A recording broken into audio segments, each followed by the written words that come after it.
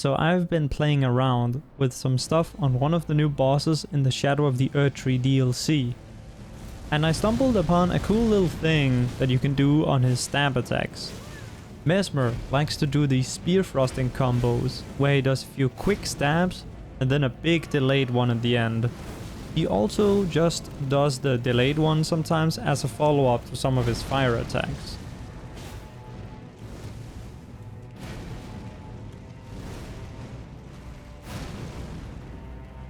You're actually able to jump over this attack, letting you squeeze in a jump attack and one extra hit after that.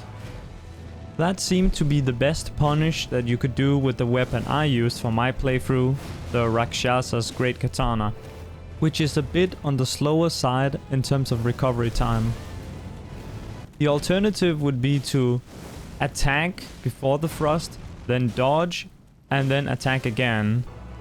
But jump attacking and doing another normal attack is more damage than just 2 normal attacks. And even though the recovery from a dodge is faster than a jump attack, you cannot do any extra hits.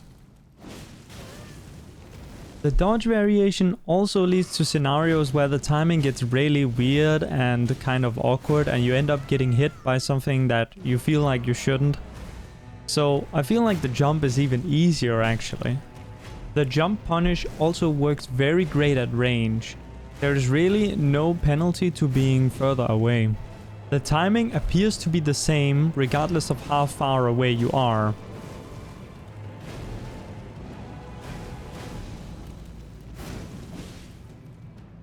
Something that I was curious about when I stumbled upon it is, why does it work?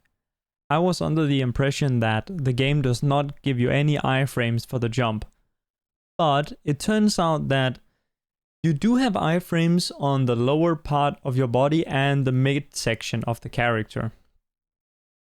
The hitbox of Messmer's spear thrust lingers for a bit, so we have to make sure that we jump early to make sure that our upper body, which does not have iframes, is high up in the air by the time that the damage comes out from the spear. There is a bit of a timing to it. Jumping too early means that you will fall back down onto the hitbox, and jumping too late means that your upper body will not be high enough by the time that the attack comes out. How you work out a feeling for the timing will depend on the weapon you are using. Some lighter weapons like normal katanas, fist weapons or daggers will line up nicely so that you can just do an attack when he starts dragging the spear on the ground and then jump immediately after.